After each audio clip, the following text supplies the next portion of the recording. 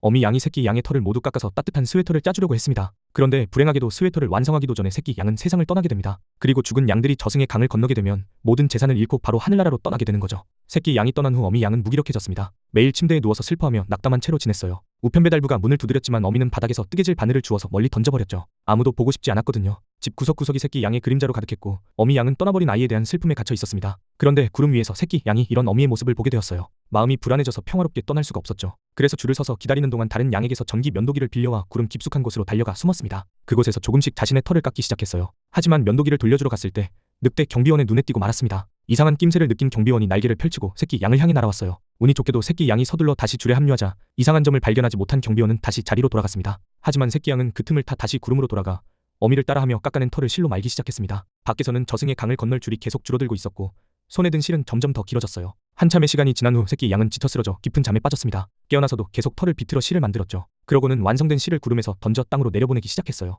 어미에게 돌아가서 직접 작별 인사를 하고 싶었거든요. 바람이 불자 새끼 양은 실에 매달려 바람에 흔들렸습니다. 다행히 아무 일 없이 땅에 안전하게 도착했어요. 간절히 집으로 달려가 문을 지나 다시 한번 어미를 꽉 안아주었죠. 마침내 어미 곁으로 돌아온 거예요. 그런데 아무리 발을 휘저어도 어미는 새끼 양을 볼 수 없었어요. 새끼 양은 어떻게 해야 할지 몰라 불안해했습니다. 바로 그때 늑대 경비원이 쫓아와서 강제로 어미에게서 떼어놓았어요. 작은 새끼 양은 필사적으로 발을 흔들며 작별 인사를 했습니다. 이번 작별이 영원한 것이라는 걸 알고 있었거든요. 그 순간 어미 양이 새끼 양이 누워있던 자리를 부드럽게 만졌고 아이에 대한 기억들이 한꺼번에 밀려왔어요. 그 시절 새끼 양은 항상 동화책을 들고 매일 밤 읽어달라고 졸랐고 어미의 목소리를 들으며 잠들곤 했습니다. 한 번은 작은 왕관을 만들어달라고 해서 왕자가 되어 어미를 지키고 싶다고 했었죠. 어미는 스웨터를 짜주겠다고 약속했지만 완성하기 전에 아이가 떠나버렸어요. 새끼 양의 희망의 참 표정을 기억한 어미 양은 침대 밑에서 반쯤 완성된 스웨터를 꺼냈습니다. 그리곤 여러 날 만에 처음으로 밖으로 나가 다시 완성시키지 못한 스웨터를 짜기 시작했어요. 그때 새끼 양은 늑대 경비원에 의해 다시 구름으로 끌려갔습니다. 줄 맨 끝에 있던 새끼 양은 어느덧 저승의 강을 건널 때가 되었습니다. 이제 하늘로 올라갈 차례였죠. 바로 그 순간 어미 양이 손에 든 스웨터를 완성했습니다. 스웨터를 하늘 높이 들어 올리자 그 순간 새끼 양 위에 스웨터가 나타났어요.